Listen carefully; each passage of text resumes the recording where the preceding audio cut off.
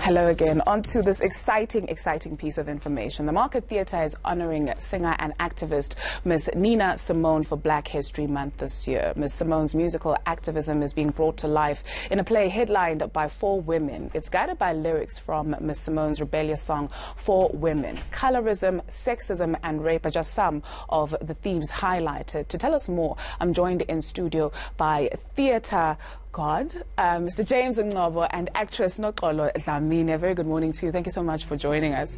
Let me start with you, Baba. What was the interest, Gakulu, with Miss Nina Simone and 4 Women?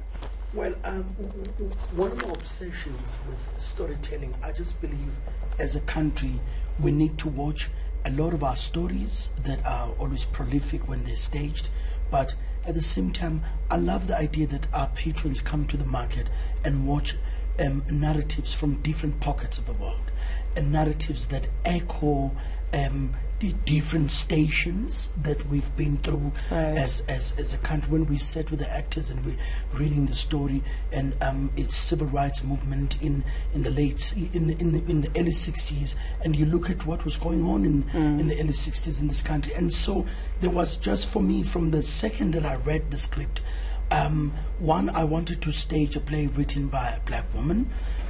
Christina Hem is one of 4 most amazing playwrights in America at the moment. Young black playwrights. Christina Hem, is Marcus Gradley, is Dominic Mauricio, and Nicole Salter.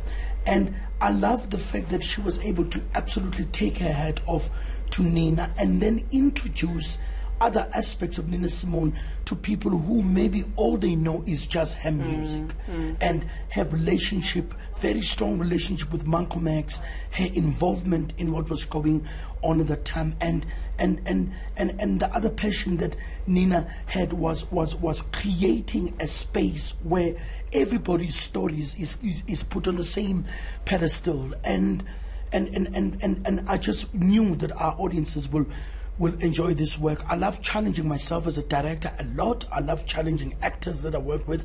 I love challenging our patrons. Sure.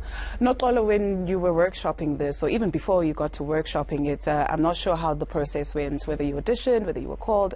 What resonated with you? What made you say, I want to be part of this production? Firstly, I'm a Nina Simone fan. I was introduced to Nina by my sister, my older sister, and 4 Women is something I actually came across a couple of years ago, and it was just so beautiful to hear these stories of 4 black women and how different their stories were, and it just resonated with me, obviously, as a young black woman, and I was just like, I love doing black shows for black people because it's telling our story, and I can only tell my story as true because it's my life, you know, and it's really grown on me, the story, and it's taught me so much about being a woman and being a black woman, and it's just a beautiful play to be a part of. And starting it, I was just so nervous because I'm working with Bob James Ngobo, and I was like, oh my goodness, and the women I'm working with are incredible actresses, but you know, meeting with them and working with them has just, it's grown me, it's matured me that much more from how I was when I started this show, you know, and it's a stunning story. It's a really, really beautiful story. Yeah, and Babngaba, you touched on it, right? And her relationship with Martin Luther King when he was preaching, "We shall overcome." She got irritated following those bombings in Alabama where those 4 young girls died, and that's what gave birth to the song. What themes are covered, perhaps, in the musical? You know, I mean, one of them, one of the things that really got Nina crazy was being around black people at the time who were almost apologizing for what was going on in America. And when she spoke about emancipation, she expected everybody to dissect it the way that she does, and kept saying, we can't keep postponing it and saying it's coming at some. So those themes are, I mean, there's a song of Nina's called Images in the piece, which is one of my favorite songs, and it talks about a black woman finding her space in the world. I think the first line says she doesn't know her beauty. Yes, sure. you know. She thinks her brown body has no glory. Has no glory. She wants to dance naked amongst the palm trees, and she says, but dishwaters give back no images. And the most beautiful thing that Christina Ham did, she avoided all her hits and introducing audiences to such amazing music of Nina that makes, I mean, you know what I've loved at the theater, standing at the back and seeing the visibility of young people, black and white, and just coming to watch this. It's a historical document, and I knew as a director that I'm one of those directors. I have a humility that tells me that I will never make anything on my own. That is why I like working with the most amazing actors. I can only grow if I work with the best, and it was putting together this cast. And I met her. She auditioned. I ran to her car. I said, "Don't cut your hair." She didn't know what was going on. Okay. Nokolo, so you play Sophronia. Let's just read perhaps the lyrics to the song, and where she speaks about Sophronia. My skin is yellow, my hair is long, between two worlds I do belong. My father was rich and white, he forced my mother late one night. What do they call me? My name is Sophronia, my name is Sophronia. And that is exactly her life. She appears the first time on stage, and she is immediately judged because of the color, the hue of her skin.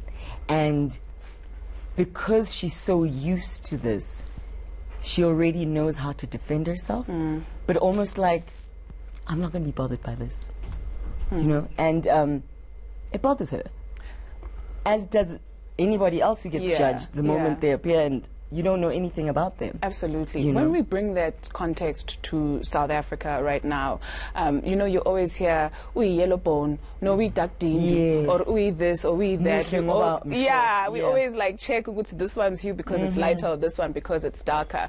When you were bringing that to stage, was that something that you also had in the back of your mind? I think growing up, I was just always so confident in who I am, and I've always loved what I look like, and whatever anyone thought of me never really bothered me, because my mother's always told me I'm beautiful. So I look at myself and I say, I'm a beautiful black girl, you know. And what Sophronia has made me realize is that I may have lived my life like that, but so many other people have lived their lives differently. They come into a space and people already dislike them because of what they look like, you know. And in South Africa, that is our life. And it's not even just because you're light-skinned, but you come in and you're dark and they're like, oh, she's so pretty for a dark girl, you know? And this is what every human goes through, every woman. And unfortunately, we scrutinize ourselves, you know, and we look at ourselves and we're like, oh my gosh, I wish I looked this way. I wish I had longer hair. I wish it was straighter. I wish I was lighter. You know, I wish I had bigger eyes. Lord have mercy. We're so beautiful. Yeah. You know, we're so beautiful and we just don't notice it. Absolutely. Babngobo, so this play is for everybody, whether you're a Nina Simone fan or whether this is your introduction into Miss Nina. What would you like people to walk away with after having seen the production? For people to walk away having experienced a basket of emotions that are in this piece. It's funny also. You know, Nina had a very odd sense of humor, and when Busi plays her, I mean, I knew I wanted Busi to play Nina. I mean, Nina could not dance, and so when she dances, it's almost like she's breaking herself. She was a pianist. So there are light moments, because for me, what is beautiful, no matter what happens in humanity, we always have the sense of humor that takes us to the next station that we need to be at. And the music, the musicality of it, I've worked with Tsepo Mngoma, who is just such an amazing musical director, and it's got a very lovely sensitive side to music. So there are moments when it is entertaining. So you don't sit in the theater and feel like you've been given a lecture. It's about a human condition. It's about socialization in life. It's about how people jump those hurdles, and some don't. Some don't even see them. And it's also about the fact that we spend all our lives in between two stations. One day we're born, and the inevitability that says we will go one day.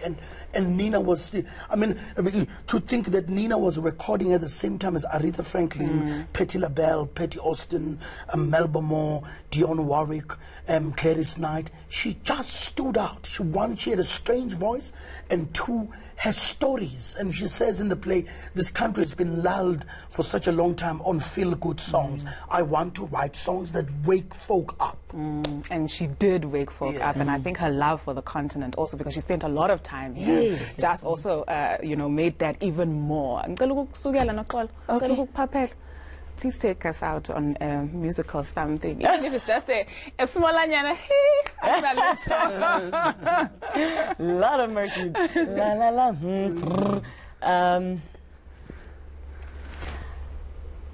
My father was rich and white, forced my mother late one night. What do they call me? My name is Sophronia. My name is Sophronia. Yes, thank you so much.